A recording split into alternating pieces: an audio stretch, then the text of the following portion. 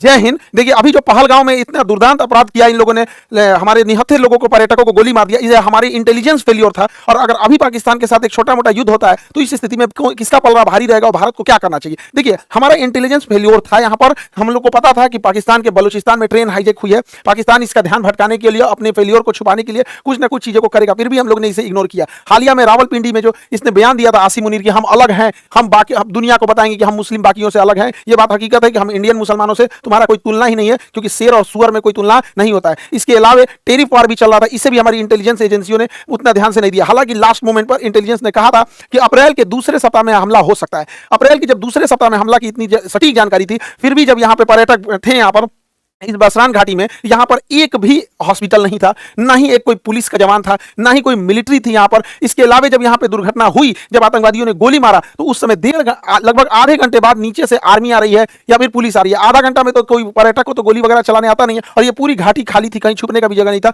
वहां आराम से गोली मार दिया गया। कुछ लोगों की तो मृत्यु केवल ब्लड लॉस की वजह से हो गई, क्योंकि एम्बुलेंस भी 1.5 घंटा बाद आई थी। तो वहां जब इतने बड़े पर्यटकों का स्थल था, इतने हजारों की संख्या में पर्यटक थे, तो सरकार क्या कर रही थी? आखिर इतना इंटेलिजेंस मिलने के बाद भी अगर ये आपका भी फेलियर है तो सरकार कितने लोगों को सस्पेंड की? हालांकि गवर्नमेंट कई बार क्या होता है, ऐसे लोगों में सस्पेंड नहीं करती, क्योंकि गवर्नमेंट का गलती उजागर हो जाती है। लेकिन आपका गलती उजागर ना हो इसके लिए आप किसी को सस्पेंड नहीं कीजिएगा, तो आगे फिर ऐसी घटनाएं होंगी यहाँ पर, और इस घटनाओं को ये सब फिर से दोहराएंगे सब। देखिए इसमें करना क्या चाहिए, बिना लोकल के सपोर्ट किए नहीं हुआ होगा। तो जो लोकल इनके स्पाई के रूप में काम कर रहे थे, उन्हें सेना जो है पब्लिकली सजा दे, सबके सामने जितनी कठोर सजा हो सकती है उतनी कठोर सजा दो। लेकिन वैसे कश्मीरी जिन्होंने पूरे तन मन से भारत के लिए अपना जान तक इन्होंने निछावर कर दिया, ऐसे कश्मीरी का रिस्पेक्ट होना चाहिए, चाहे वो कोई भी कश्मीरी भाई हो, चाहे वो नजाकत अली हो जो टूरिस्ट गाइड का काम कर रहे थे, लगभग 11 लोगों को बचाए, चाहे वो माजिद खान ड्राइवर हैं जिन्होंने लगभग 6 लोगों को बचाया, चाहे सैयद हुसैन आबिद हो जो लड़ते लड़ते शहीद हो गए, आतंकवादियों से M4 राइफल छीन लिए, ऐसे लोगों का भी सम्मान होना चाहिए। हालांकि मीडिया में ये सब चीजों को दब गए हैं, क्योंकि जब ये दिखाएंगे तो पाकिस्तानियों का भी मनोबल टूटेगा। पहले ऐसे लगता था पाकिस्तानियों को कि कश्मीर के सारे लोग पाकिस्तान का साथ देंगे, अब ऐसा नहीं है। अब तो महाराष्ट्र सरकार का भी धन्यवाद देते हैं एकनाथ शिंदे जी का, जिन्होंने ऐलान किया है कुछ पुरस्कार राशि देने के लिए ऐसे परिवार को, और इनका टूटा हुआ मकान भी बनाने की बात कहे हैं।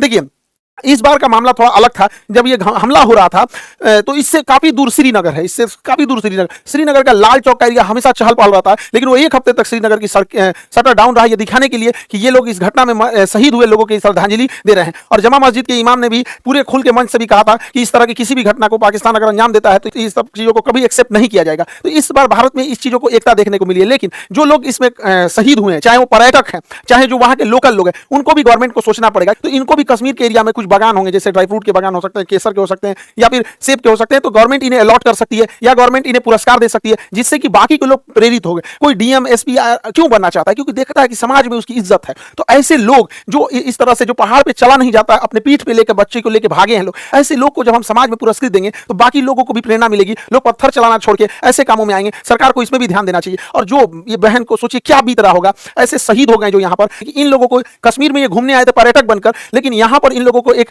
एरिया सरकार को अलॉट कर देना चाहिए कि ये उन्हीं लोग के लिए एरिया अलॉट रहेगा। जो लोग यहाँ पे शहीद हुए उनके परिवार के लिए ये एरिया अलॉट कर दिया जाएगा। और हर साल 22 अप्रैल को हर साल बड़ी संख्या में पर्यटक फिर उसी जगह पर जाएं और उसी घाटी पे जहां पे आतंकवादियों ने गोली चलाया था, वहां हम लोग दोबारा खड़े होकर लाखों की संख्या में तिरंगा झंडा लेकर भारत माता की गान गाएं और अपना राष्ट्र गान गाएं, और ये दिखा सके आतंकवादियों को कि तुम्हारे गोलियों से हम डरने वाले नहीं है, हमारे हौसले अभी भी बुलंद है, तुम्हारे कायराना हरकत से हम नहीं है, औकात है तो हमारी इंडियन आर्मी से लड़ लो यहाँ पर। अब हम लोग को समझना पड़ेगा कि ये आतंकवादी सब चाहते क्या है, ये आतंकवादी क्या चाहते हैं। देखिए ये आतंकवादी अगर चाहता तो इनको गोली मार दिया, इनकी वाइफ को भी मार सकता था, लेकिन नहीं मारा। कहा कि तुम मतलब पूछा कि हिंदू हो कि मुस्लिम हो, धर्म पूछ के मारा। ये जानता था कि ये बात जब समाज में जाएगी तो ये इन आतंकवादियों का मकसद है कि भारत को इंटरनल तोड़ दिया जाए। देखिए एक्सटर्नल लड़ाइयां हम लड़ सकते हैं, इंटरनल टूट जाएंगे तो बड़ा मुश्किल हो जाता है। तो जानबूझ के गोली मार दिया और इन्हें छोड़ दिया ताकि समाज में ये बात फैले, ताकि एक दूसरे से नफरत बहुत ज्यादा फैले। लेकिन उसी समाज में ये नहीं जान रहा था, जैसे आबिद जैसे लोग भी थे, उसी समाज में नजाकत अली जैसे लोग भी थे, जिन्होंने इन पर्यटकों को निकालने का काम किया। और इतनी बड़ी घटना में जहां पर मेजॉरिटी कम्युनिटी हिंदू है भारत में, और पूछ कर कि तुम हिंदू हो कि नहीं, और गोली मारा गया,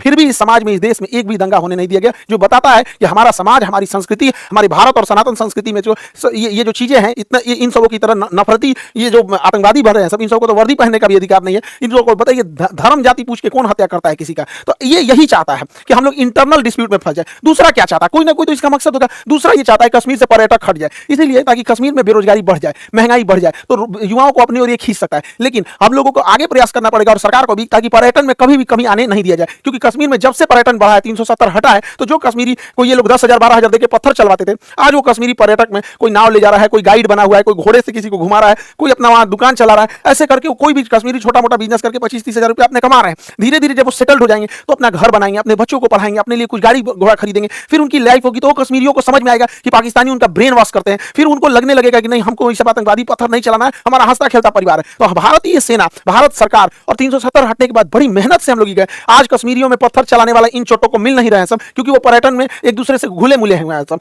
तो ये हम लोगों की भी जिम्मेदारी बनती है कि कहीं ऐसा ना हो कि इमोशन में आके, गुस्से में आके हम लोग इन आतंकवादियों के ट्रैप में फंस जाए। इस ट्रैप में हम लोग को नहीं फंसना है। अब जैसे सिंधु जल समझौता 1960 में था, इसके तहत क्या था, यानी सिंधु, झेलम, चिनाब, इन नदियों का पानी का अधिकार मिल गया था पाकिस्तान को, और सतलज, ब्यास, रावी, इसके पानी का अधिकार मिला था इंडिया को। वो भी हम लोग इसका पूरा यूज नहीं कर सकते। लेकिन भारत ने इनमें बहुत सारे डैम बना दिया, सलाल डैम, बेलगिहार, दुलहस्ती, किशनगंगा परियोजना, कई सारे डैम बना दिया। अब इसमें इतनी भयानक घटना हुई थी, इसलिए भारत सरकार ने इन डैम के पानियों को रोका। हालांकि हमारे पास अभी फिलहाल पूरा इंफ्रास्ट्रक्चर नहीं है कि पानियों को ज्यादा देर तक होल्ड कर सके, लेकिन अभी क्या है कि 2 महीने बाद धान बोने के टाइम आएगा, और जब हम धान बोते हैं तो धान में ज्यादा पानी चाहिए, उस समय बांध की पानी रोक दे और जो धान की फसल है ये नष्ट हो जाए, धान की फसल नष्ट हो जाए, क्योंकि पानी नहीं मिलेगा तो धान की फसल बर्बाद हो जाएगी। और पानी को रोके रखे, और जब ये पानी जाएगा, ठंडी का दिन आएगा, अक्टूबर नवंबर आएगा, तो गेहूं बोने का टाइम आता है, गेहूं को ज्यादा पानी देंगे तब नष्ट हो जाएगा, तो उस समय पनिया छोड़ दे, धान को सुखा के मंगा दे, गेहूं को भिगा के खत्म कर दे। इन भिकमंगों को जब आटा खरीदेगा 600 रुपए किलो, तब समझ में आएगा कैसे तड़पा तड़पा के। देखिए हमारे मासूम जनता, मासूम लोगों को गोली मारे हैं सब।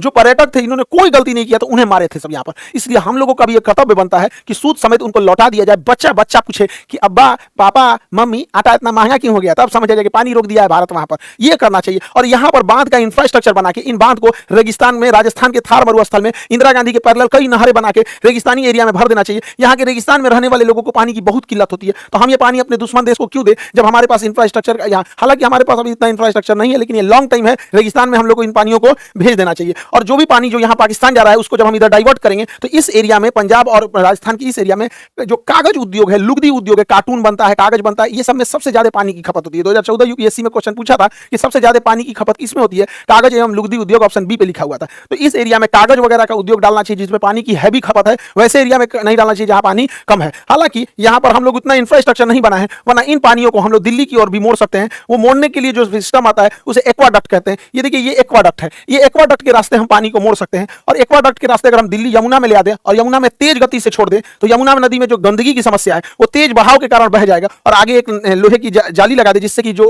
प्लास्टिक है, कूड़े करकट है, उसे हम रोका जा सकता है, और पूरा का पूरा पानी साफ हो जाएगा। यमुना साफ के लिए देख रहे थे, यमुना साफ करने के लिए जोड़ देंगे नदियों को, तो यमुना आराम से साफ हो जाएगी, बहाव के साथ आगे बढ़ जाएगी यमुना नदी। पाकिस्तानी सेना सोचती है कि छोटा मोटा एयर स्ट्राइक टाइप की कोई घटना हो जाए, जिससे कि पाकिस्तानी सेना का जो जनरल है आसिम मुनीर, वो अपने आप को रेलेवेंट दिखा सके कि हमारी कितनी जरूरत है, वो पाकिस्तान को कितना बचा के रखा है। लेकिन भारत को यहाँ इजराइल जैसे सोचने की जरूरत है। यदि एक भी हमला हो तो बड़ा सटीक हो, पाकिस्तान की कमर तोड़ दिया जाए। पाकिस्तान में जो बिजली घर है, भारत यहाँ से जब हमला करे तो इसके बिजली घर को उड़ा दे, जिससे कि बिजली ही ना बन पाए। और जो ग्रिड होता है, ग्रिड जहां से बिजली डिस्ट्रीब्यूट होती है, ग्रिड उड़ा दे। अगर बिजली घर और ग्रिड उड़ गया, अगर 10 मिसाइल ग्रिड पे मारो, 10 मिसाइल मार देना यहाँ पे बिजली घर पे, पूरे पाकिस्तान में ब्लैकआउट हो जाएगा। सोचने समझने का टाइम ही नहीं मिलेगा। और इस गर्मी के टाइम पे अगर ब्लैकआउट हुआ, यानी पूरी बिजली खत्म हो गई, तो सारे स्कूल बंद हो जाएंगे, कॉलेज बंद हो जाएंगे, railway station, airport, industry, factory, company, दुकान, सारी चीजें ठप हो जाएंगी। उसके बाद जो इसकी ऑयल रिफाइनरी, ऑयल डिपो है, ऑयल डिपो जो है, ऑयल रिफाइनरी है, इसको उड़ा देने के बाद फ्यूल खत्म। जब फ्यूल खत्म हो गया तो नई स्कूटी चलेगा, बाइक, कार, टेम्पू, मोटरसाइकिल, कुछ भी आगे नहीं बढ़ पाएगा। ट्रांसपोर्टेशन को ही रोकना जरूरी होता है। जितने भी बड़े पुल होते हैं, जितने बड़े मेजर पुल हैं, इन पुल को अगर गिरा दिया जाए तो पुल को गिरा देने की वजह से ट्रेन भी नहीं चल पाएगी यहाँ से, और ना ही कोई बड़ी गाड़ियां जा पाएंगी। हालांकि ट्रेन को रोकने के लिए सबसे ज्यादा होता है जो बड़े जंक्शन होते हैं, उनके जंक्शन पॉइंट पर अगर बम्बार्डमेंट कर दिया जाता है तो ट्रेन का आवाजाही बंद हो जाता है। तो भारत सरकार को स्ट्रेटेजिकली हमला करना पड़ेगा, और नीचे से नौसेना का ब्लॉकेज लगा देना है, और ऊपर से धो देना है, ताकि अगर 2 दिन के लिए भी सर्जिकल स्ट्राइक होता है तो इसका बहुत लंबा इंपैक्ट पाकिस्तानी अर्थव्यवस्था में दिखना चाहिए, कि अगले 10 साल तक पाकिस्तान उसकी भरपाई ही करते रह जाए। देखिए, कश्मीर से ही ज्यादा घुसपैठ होने का एक बड़ा कारण ज्योग्राफिकल टेरेन है। वहां ज्योग्राफी की जो बनावट है, पहाड़ है, उबड़ खाबड़ है, और इसमें इतने घने जंगल है, इतना घना जंगल है, हाथी छुप जाती है इन जंगलों के बीच में। तो इसके बीच में आतंकवादी को छुपना तो बड़ा ईजी है। तो भारत सरकार को और सेना को एक कड़ा एक्शन लेना पड़ेगा। पर्यावरण जाए साइड में, यहाँ पे पहले देश की सुरक्षा जरूरी है। वहां पे जो बॉर्डर का एरिया है, लगभग 1 किलोमीटर चौड़ाई में जितने पेड़ हैं उन सबको साफ कर देना चाहिए। इन पेड़ को साफ कर देना चाहिए। जैसे देखिए, यहाँ पर कोई भी आतंकवादी छुप सकता है, यहाँ छुप सकता है, यहाँ छुप सकता है, यहाँ छुप सकता है, लेकिन ये जो बीच वाला एरिया है, यहाँ कोई आतंकवादी नहीं छुप सकता है। तो ऐसे जो एरिया है बॉर्डर से सट के, लगभग 1 से 2 किलोमीटर की चौड़ाई में पूरा साफ कर देना चाहिए जंगल। लेकिन दिक्कत यह है कि अगर साफ कर देंगे तो कोई भी आएगा तो दिख जाएगा, तो ये तो ठीक है, लेकिन दोबारा जंगल उग जाएंगे। तो ऐसे क्या किया जाता है, एक सीमेंट ब्लैंकेट आता है, सीमेंट का कंबल होता है, उसको बिछा दिया जाता है, उसके ऊपर पानी का फुहारा मार दिया जाता है। तो बरसात से पहले बिछा दे, पानी का फुहारा मारेंगे सड़ जाएगा, जमीन पकड़ लेगा, फिर उसके ऊपर कोई चीज नहीं उगेगा,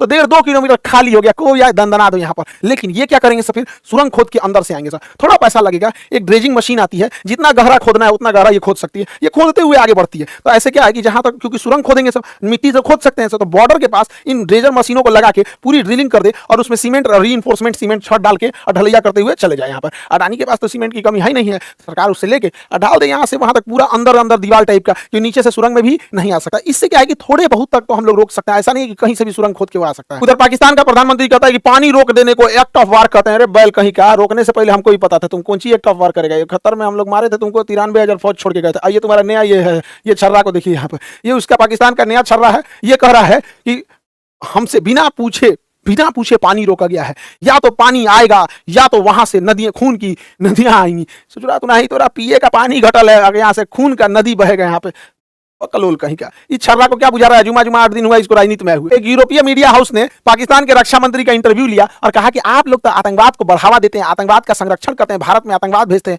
ये बुढ़वा कह रहा है हाँ हम भेजते हैं, 3 दशक से भेज रहे हैं, 30 साल से, और अमेरिका के और यूरोप पे कहने पर भेज रहे हैं। ये बेचारी अंग्रेज पत्रकार थी, हे बकलोलिया, इसका तो मोए मोए हो गया, पूरा थुथुरे लटक गया इसका। ये सोची थी कि हम पाकिस्तान की बेइज्जती करेंगे, इसी का बेइज्जती कर दिया।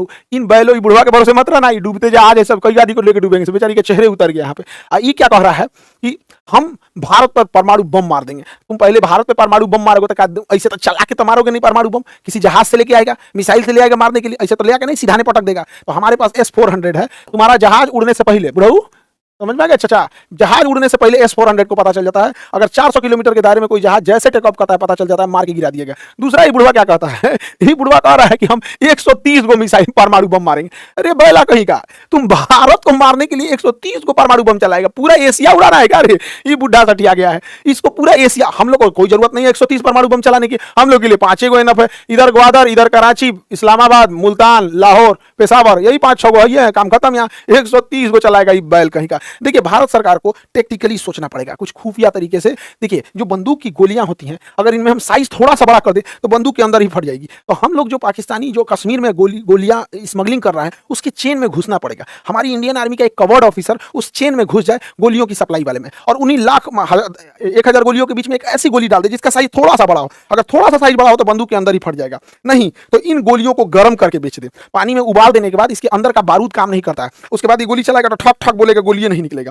तो धीरे धीरे धीरे धीरे कैसे नकली नोट मार्केट में आ जाता है तो पता नहीं चलता है। उसी तरह नकली गोलियां पहुंचा देना है, जो साइज में बड़ी हो तो बंदूक फाड़ देगी, नहीं तो उबला हुआ रहेगा, पानी में उबाल देंगे, उसके बाद सुखा देंगे तो पता कौन चीज चलेगा कि अंदर का बारूद काम नहीं कर रहा है। 1,000 के बीच में से 100 गोली ऐसे ना निकाल दे तो ये हो जाएगा। लेकिन हम तो कहते हैं सरकार से कि छोटे साइज का नैनो चिप बनाइए, माइक्रो चिप बनाइए, जो जीपीएस सिग्नल दे सके, और इन बंदूक के पीछे बट में या कहीं पे भी उसको इंस्टॉल कर दे। उस जीपीएस सिग्नल देने वाले को जहां भी इंजीनियर देखे सब कोई सुटेबल जगह, उसके जगह पे उसको इंस्टॉल कर दे, और स्मगलर के थ्रू, अपने ही स्पाई खुफिया एजेंसी के थ्रू उन आतंकवादियों में बंटवा दी राइफल। अब ये ससुरा राइफलवा में जीपीएस लगल है, अभी जहां जहां आतंकवादी जाएगा सब ना वो जीपीएस ट्रैक करते रहेगा। इनको मारना नहीं है, बाप रे बाप मारना नहीं, पकड़ा जाएंगे सभी सब। ये जहां जहां घुसेगा, कहां रुका है, किसके यहाँ रुका है, नाश्ता के टाइम कहां था, रात में कहां था, खाना के टाइम कहां था, बंदूक चलाने कहां गया है, बॉर्डर पार किया है कि नहीं, कहां नहीं किया। ऐसा अगर हम लोग 100 को बंदूक हिला दिए लोग ना, राइफल हिला दिए लोग ना, 6 महीना तक इन राइफलों वालों को मारना ही नहीं, 6 महीना तक सारी जानकारी हम लोग को मिल जाएगी यहाँ पे। तो हम तो कहते हैं कि भैया थोड़ा सा खुफिया तरीका से सोचना पड़ेगा, खतरनाक तरीका से, शराफत से भी लड़ना है, सामने से भी लड़ना है,